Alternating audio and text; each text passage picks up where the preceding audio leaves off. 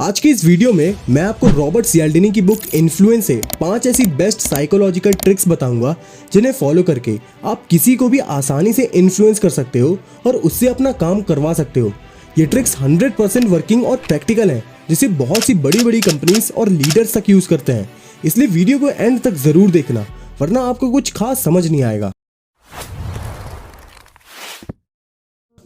पहली psychological trick है reciprocity. Professor Dennis Reagan, जो कि जाने माने साइकोलॉजिस्ट हैं, उन्होंने एक स्टडी कंडक्ट करवाई जिसमें उन्होंने पार्टिसिपेंट्स को 2 अलग अलग ग्रुप में डिवाइड कर दिए। जब पहला ग्रुप डेनिस से मिला तो उन्होंने उस ग्रुप के लोगों को कोल्ड ड्रिंक्स और खाने की चीजें ऑफर करे एंड देन उसके बाद उन्होंने अपने प्रोडक्ट को उन लोगों से खरीदने के लिए कहा। वहीं जब दूसरा ग्रुप डेनिस से मिला तो वो उस ग्रुप के लोगों को डायरेक्ट अपने प्रोडक्ट के बारे में बताने लगे और उन्हें कुछ भी खाने या पीने के लिए ऑफर नहीं किया। गेस व्हाट, पहला ग्रुप जिसे डेनिस ने खाने पीने की चीजें ऑफर करे थे, उस ग्रुप के 90% लोगों ने डेनिस के प्रोडक्ट को खरीद लिया। वहीं दूसरे ग्रुप के सिर्फ 30% लोगों ने प्रोडक्ट को खरीदा। अब ऐसा इसलिए हुआ क्योंकि ये हमारी ह्यूमन साइकोलॉजी होती है कि जब हमें कोई इंसान कुछ चीज फ्री में देता है या हमारी हेल्प करता है तो हमारे अंदर भी उस इंसान की हेल्प करने या फिर उसे कुछ देने के लिए फीलिंग्स ऑटोमेटिकली आने लगती हैं। फॉर एग्जाम्पल, अगर आपका फ्रेंड आपकी कोई सी हेल्प करता है तो आपको भी लगता है कि नेक्स्ट टाइम आप भी उसकी हेल्प करो, या कोई अगर आपको गिफ्ट देता है तो आप भी उसे गिफ्ट देने के लिए रेडी हो जाते हो। अब आपको ऐसा करने के लिए कोई कहता तो नहीं है, पर फिर भी आप ऐसा करते हो क्योंकि ये ह्यूमन साइकोलॉजी होती है। और बहुत सी बड़ी बड़ी ऑर्गेनाइजेशंस और कंपनीज आपकी इसी फीलिंग का फायदा भी उठाती हैं, और इसलिए आपने भी अक्सर फ्री सैंपल्स या फ्री कोर्सेज के बैनर्स जगह जगह पर लगे हुए देखे होंगे।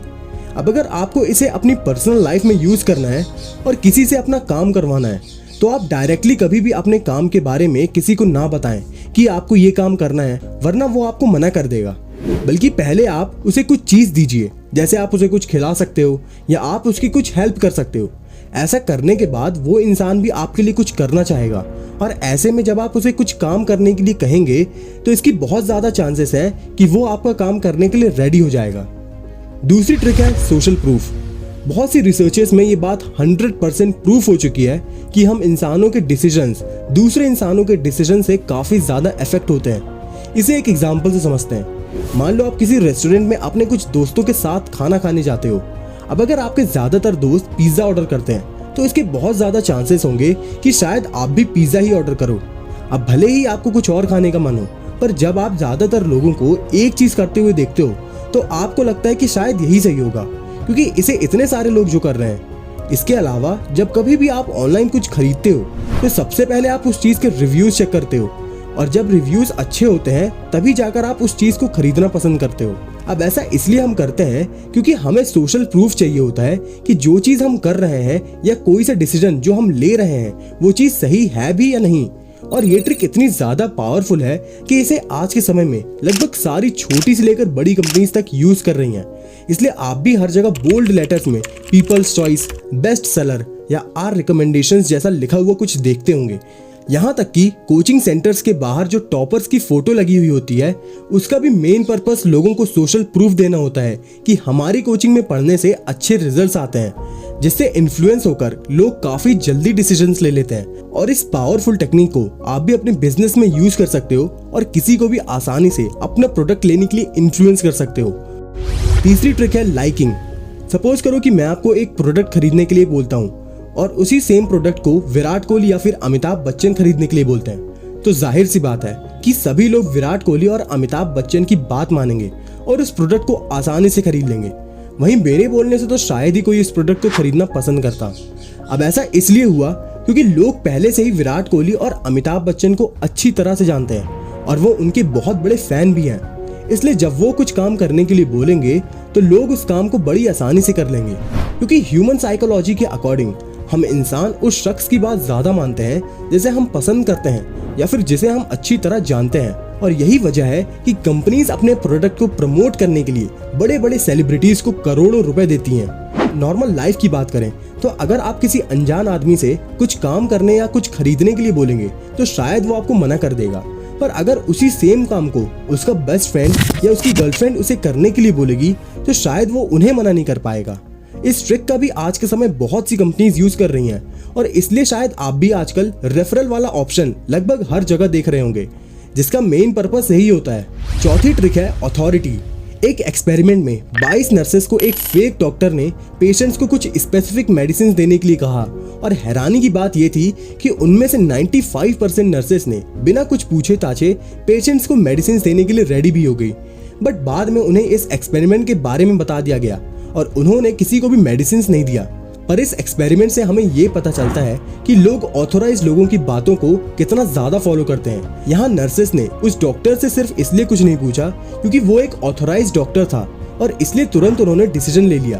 अब ऐसा इसलिए हुआ क्योंकि हमें बचपन से ही सिखाया जाता है कि हमेशा अपने पेरेंट्स की बात सुननी चाहिए, हमेशा डॉक्टर से पूछ कर ही दवाई खानी चाहिए और कुछ भी गलत होने पर पुलिस से कंप्लेन करनी चाहिए। और धीरे धीरे हम इन सभी ऑथोराइज लोगों की बातों पर यकीन करने लगते हैं और जब ये लोग हमें कुछ करने के लिए कहते हैं तो हम आसानी से वो काम करने के लिए रेडी हो जाते हैं और इसी चीज का फायदा कंपनीज उठाती हैं।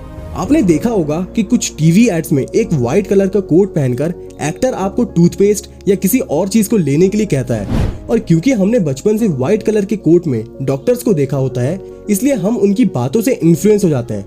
ठीक इसी तरह आपने और भी कई जगहों पर देखा होगा कि लोग अपने नाम के आगे डॉक्टर, MBBS या IS या अपनी पोस्ट लगाते हैं।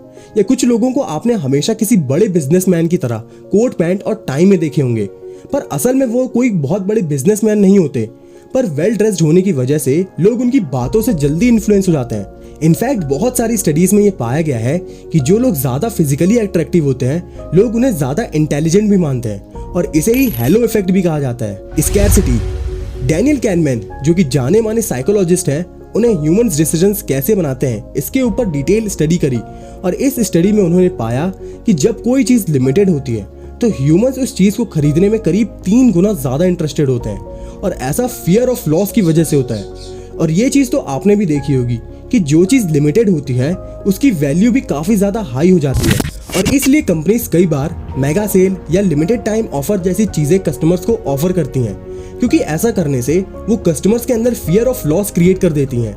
यानी ऐसा करने से कस्टमर्स को लगता है कि ये सिर्फ कुछ समय के लिए ही अवेलेबल है, इसलिए इसे जल्द से जल्द ले लेना चाहिए वरना हम इसे नहीं ले पाएंगे और इसे ही फियर ऑफ लॉस कहा जाता है, मतलब कुछ खोने का डर।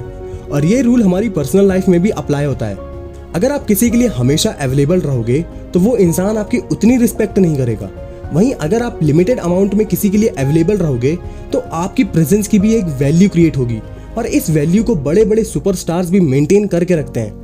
और यही वजह है कि जब कोई बड़ा सुपरस्टार कहीं जाता है तो वो वहां सिर्फ लिमिटेड टाइम के लिए जाता है और जैसे ही उसका टाइम पूरा होता है वैसे ही वो वहां से चले जाता है। इस बुक में और भी बहुत सी ट्रिक्स और पॉइंट्स बताए गए हैं, तो अगर आपको इस बुक को रीड करना है तो मैंने इसका Amazon लिंक डिस्क्रिप्शन में दे दिया हूँ। अगर आपको किसी भी चीज की टेंशन है तो आप इस लेफ्ट वाली वीडियो को देख सकते हैं और अपनी उस टेंशन को हमेशा के लिए दूर कर सकते हैं। या अगर आपको बैड हैबिट्स ब्रेक करनी है या आपको डिस्ट्रैक्शन से बचना है तो आप इस राइट वाली प्लेलिस्ट को देख सकते हैं।